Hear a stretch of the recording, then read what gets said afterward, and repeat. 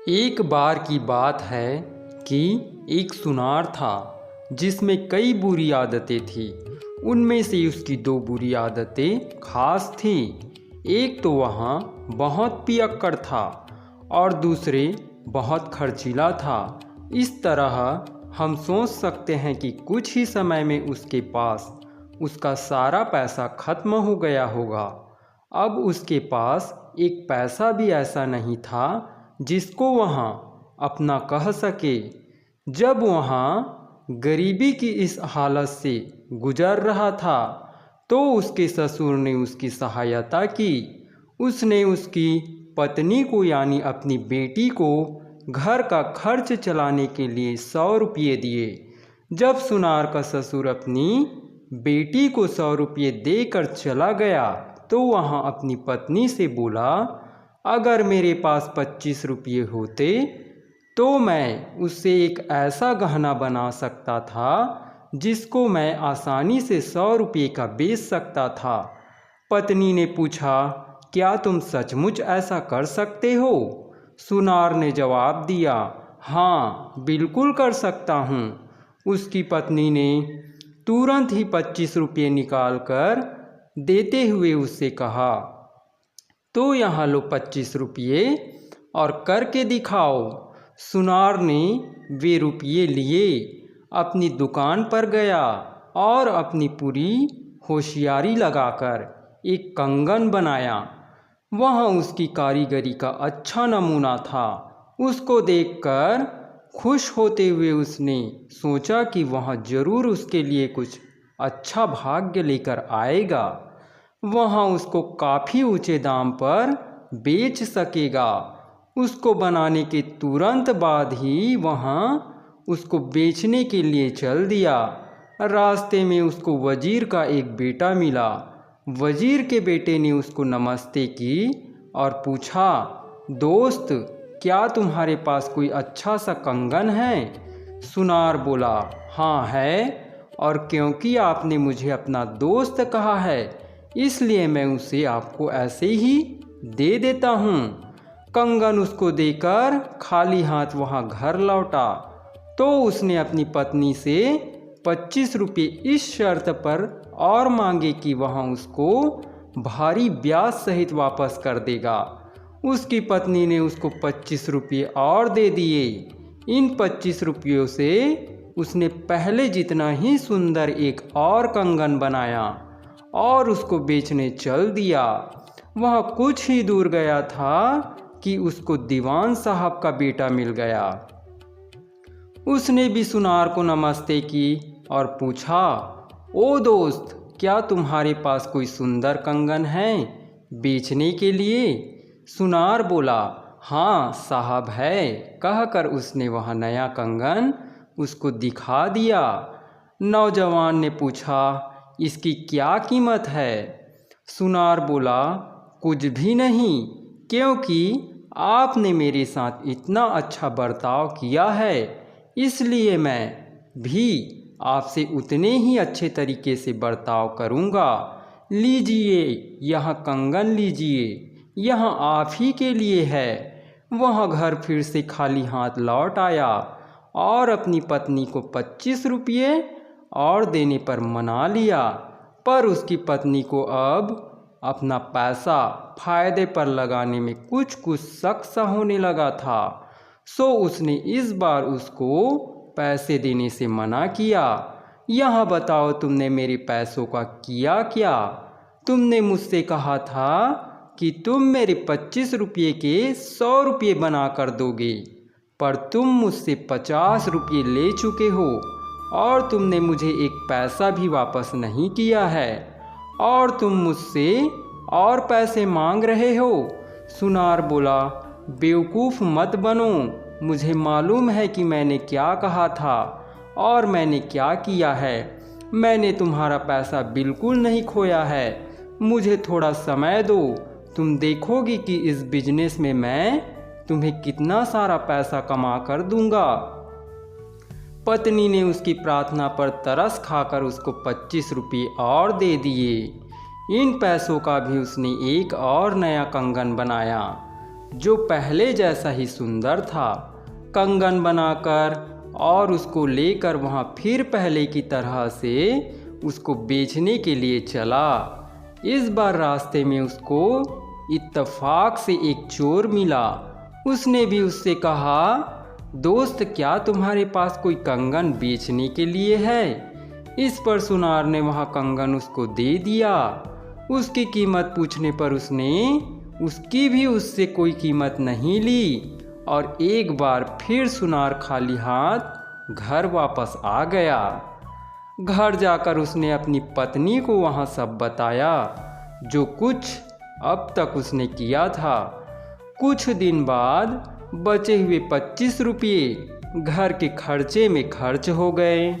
तो एक दिन उसकी पत्नी बोली, अब मेरे पास घर के खर्च के लिए एक पैसा भी नहीं है। सुनार ने सोचा, अब मुझे अपने दोस्तों को जांचना चाहिए। उसने अपने सबसे अच्छे कपड़े पहने और वजीर के घर गया, पर उसको वजीर नहीं मिला। फिर वहाँ दीवान के घर गए तो वहाँ उसको दोनों मिल गए। उसको तुरंत ही उनके सामने ले जाया गया। उन्होंने भी उससे अपने दोस्त की तरह से बर्ताव किया। इत्तेफाक से उसी समय वहाँ राजा की बेटी आ गई। वह भी आकर वहीं बैठ गई और बात करने लगी। बातों ही बातों में उसने पूछा कि क्या कोई ऐसा है जो उस पर एक मेहरबानी कर सके। वह अपने पिता के बगीचे से एक खास नाशपाती के पेड़ की नाशपाती चाहती थी, पर वह यह नहीं जानती थी कि उस पेड़ से फल कैसे तोड़े जाए, क्योंकि उस पेड़ के चारों तरफ केसर के पाउडर के 7 गड्ढे थे। जो कोई भी उस पेड़ तक जाता निश्चित रूप से उसके पैर केसर से रंग जाते और इस तरह वहाँ पकड़ा जाता। और यही वह राजकुमारी चाहती नहीं थी। यह सुनकर तीनों ने कहा कि वे बिना पकड़े उस पेड़ के फलों को लाने की अपनी भरसक कोशिश करेंगे। कुछ देर बाद सुनार वहाँ से चला आया। वह तुरंत चोर के पास पहुँचा। चोर उसको देखकर बहुत खुश हुआ और उससे खाना खाकर जाने की जिद की, पर सुनार बोला, इस समय नहीं, फिर कभी। अभी तो मेरे दिमाग में कुछ दूसरी ही बात घूम रही है। चोर कुछ उत्सुकता के साथ बोला, मुझे उम्मीद है कि वहाँ कोई बहुत बड़ी बात नहीं होगी। सुनार बोला, है तो मुझे राजा के बगीचे में लगे एक नाशपाती के पेड़ से राजकुमारी के लिए उसकी नाशपातियाँ तोड़नी हैं। उस पेड़ के चारों तरफ केसर के पाउडर के 7 गड्ढे हैं। जो कोई भी उस पेड़ तक उसकी नाशपाती तोड़ने जाएगा उसके पैर केसर से रंग जाएंगे और वहाँ पकड़ा जाएगा। राजकुमारी चाहती है कि बिना पकड़े गए उस पेड़ की नाशपातियाँ तोड़ी जाए। क्या तुम इसमें मेरी कुछ सहायता कर सकते हो? मैं इस चक्कर में अपनी जान गंवाना नहीं चाहता। सो तुम्हारी सहायता से अगर मैं अपनी जान बचा सकूं तो। चोर बोला, तुम चिंता ना करो, मैं तुम्हारे लिए उस पेड़ की नाशपाती तोड़ लाऊंगा। और वहाँ उस पेड़ की नाशपातियाँ तोड़ लाया। हालांकि उसने यह कैसे किया यह किसी को नहीं पता। एक दिन बीतने से पहले ही उस पेड़ की नाशपातियाँ सुनार की दुकान में एक टोकरी में रखी थी। तुरंत ही राजकुमारी, वजीर और दीवान के बेटे और सुनार के बीच मुलाकात का समय तय किया गया और उस समय वे नाशपातियाँ उनके सामने लाई गई। राजकुमारी ने तुरंत ही वे नाशपातियाँ खाने की इच्छा प्रकट की। सो दीवान के बेटे ने एक नाशपाती छीली और उसके छोटे छोटे टुकड़े काटे। उसने एक टुकड़े में चाकू की नोक घुसाई और उसको राजकुमारी को खिलाने की कोशिश की। जब वह ऐसा कर रहा था तो अचानक राजकुमारी को छींक आ गई। इससे वह चाकू उसके गले में लग गया और वह मर गई।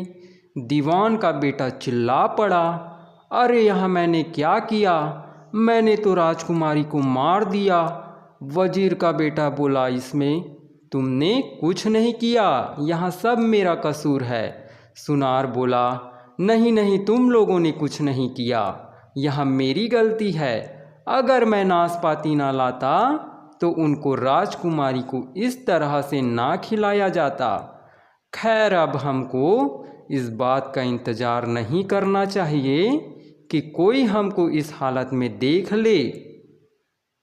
हमको तुरंत ही एक मटका लेना चाहिए और राजकुमारी को उसमें रखकर नदी में फेंक देना चाहिए, नहीं तो उसका शरीर फूल जाएगा। इससे लोगों को पता चल जाएगा और फिर हमें फांसी पर चढ़ा दिया जाएगा। तुरंत ही एक कुम्हार के घर से मटका लाया गया और उसमें राजकुमारी के शरीर को रखकर नदी में फेंक दिया गया। शाम को देखा तो राजकुमारी का कहीं पता नहीं था। महल की सभी इमारतों में उसकी खोज की गई और दूसरी जगह भी उसको ढूंढा गया। जहाँ जहाँ वहाँ अक्सर जाया करती थी, पर उसका कहीं कोई पता नहीं था। राजा ने एक शाही फरमान निकाल दिया कि जो कोई भी राजकुमारी के बारे में कुछ बताएगा उसको भारी इनाम दिया जाएगा। अगले ही दिन एक आदमी राजा के सामने आया और उसको बताया कि पिछली शाम उसने एक आदमी को नदी में मटका फेंकते देखा था। यह सुनते ही राजा ने नदी में राजकुमारी की ढूंढ शुरू करवा दी। नदी में मटका भी मिल गया और मटके में रखी सुंदर राजकुमारी की लाश भी। राजा ने फिर हुक्म सुनाया कि राज्य भर के सब कुम्हारों को उसके सामने पेश किया जाए और इस मामले की जांच अच्छी तरह से की जाए। सो राज्य के सारे कुम्हार राजा के सामने इकट्ठे हुए। राजा ने उनसे पूछा कि हाल में ही किसने मटका बेचा था। एक कुम्हार सामने आया कि 2 दिन हुए उसने एक मटका एक सुनार को बेचा था। इस पर सुनार को बुलवाया गया। राजा ने सुनार से पूछा, तुमने राजकुमारी को क्यों मारा? बोलो। सुनार चुप रहा तो राजा बोला, सुनार की चुप्पी सुनार को मुजरिम बताती है। 2 दिन के अंदर अंदर इसको फांसी पर चढ़ा दिया जाए।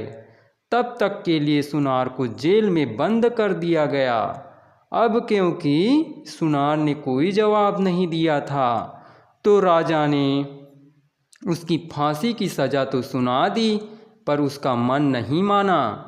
उसने उसकी फांसी को 2 दिन के लिए और टाल दिया ताकि वह राजकुमारी की इस बुरी तरह से की गई हत्या की सही सही वजह पता कर सके। उसने एक गार्ड का वेश रखा और रात को जेल में सुनार के पास जा पहुंचा। उसने उससे कहा, तुमको कल फांसी लगने वाली है, क्या सब कुछ ठीक है या तुम्हारा कोई रिश्तेदार या कोई दोस्त ऐसा है जो इस समय तुम्हारी सहायता कर सके? सुनार बोला, पूछने के लिए बहुत बहुत धन्यवाद। मरने से पहले मैं अपने 2-3 दोस्तों से मिलना चाहूँगा। गार्ड बोला, ठीक है, आगे आओ, मैं तुम्हें उनसे मिलवाता हूँ। सुनार उसके साथ चल दिया। सबसे पहले सुनार वजीर के घर गया। वहाँ उसने वजीर के बेटे से कुछ बात की। उसने उससे कहा, ओ मेरे दोस्त, जब मैं फांसी के फंदे की तरफ जा रहा हूँगा तब तुम मेरे लिए क्या कुछ कर सकते हो? वजीर का बेटा बोला, हाँ हाँ ज़रूर, तुम खुश रहना। ठीक समय पर मैं कमांडर इन चीफ अपने सिपाहियों को इशारा करूँगा और वे राजा को मार देंगे। इसके बाद सुनार दीवान के घर गया और उसके सबसे बड़े बेटे से बहुत देर तक बातें करता रहा। मेरे अच्छे दोस्त, तुम मेरी रिहाई के लिए क्या कर सकते हो? नौजवान बोला, तुम डरो नहीं, मैं तुम्हारी मेहरबानियों को नहीं भूल सकता। मैं ठीक समय पर आऊँगा और राजा को मार दूँगा। गार्ड ने भी यह सब सुना तो वह तो डर के मारे काँप गया। इसके बाद सुनार अपने तीसरे दोस्त चोर के पास गया। उसने उससे भी वही सवाल किया जो उसने अपने पहले दोनों दोस्तों से किया था। चोर ने उसकी नमस्ते का जवाब दिया और उसको कुछ देर बैठने के लिए कहा, क्योंकि उस समय वहाँ कोई बहुत ज़रूरी काम कर रहा था। उसने सुनार की बात सुनी और महसूस किया कि सुनार बहुत कष्ट में है। उसने उसकी सहायता करने का इरादा किया, हालांकि इसमें उसकी जान का खतरा था। वह उसी पल वहाँ से चला गया और राजा के महल की खिड़की से होकर महल की छत पर चढ़ गया। वहाँ से फिर वहाँ राजा के सोने के कमरे में चला गया और उस आदमी का सिर काट दिया जो उस रात वहाँ राजा की जगह सो रहा था। यह कर उसने सोचा, अब सुनार को किसी बात का डर नहीं होना चाहिए। यह सोचकर वह उस आदमी का सिर अपने हाथ में लेकर सुनार के पास दौड़ आया। उसने वह सिर सुनार और गार्ड के सामने फेंकते हुए कहा, यह लो, अब तुम्हारी सारी मुसीबतें खत्म हो गई। अब राजा तुम्हें बिल्कुल परेशान नहीं कर सकता। इसके बाद सुनार गार्ड के साथ जेल में लौट आया। अगले दिन वहाँ सब लोगों और सिपाहियों के सामने फांसी के फंदे की तरफ ले जाया गया। जैसे ही वहाँ फांसी के चबूतरे के पास पहुँचा तो दीवान का बेटा अपनी तलवार खींचकर राजा को मारने के लिए आगे बढ़ा। उधर वजीर के बेटे ने भी अपनी सेना को इशारा किया कि वह इस काम में उसकी सहायता करे, पर इस सब की ज़रूरत ही नहीं थी, क्योंकि राजा ने सोच रखा था कि उसको क्या करना है। वह चिल्लाया, सुनार को छोड़ दो, उसे आज़ाद कर दो, उसको माफ़ किया जाता है। इस पर वहाँ खड़े सब लोग चिल्ला पड़े, राजा की जय हो, राजा अमर रहे।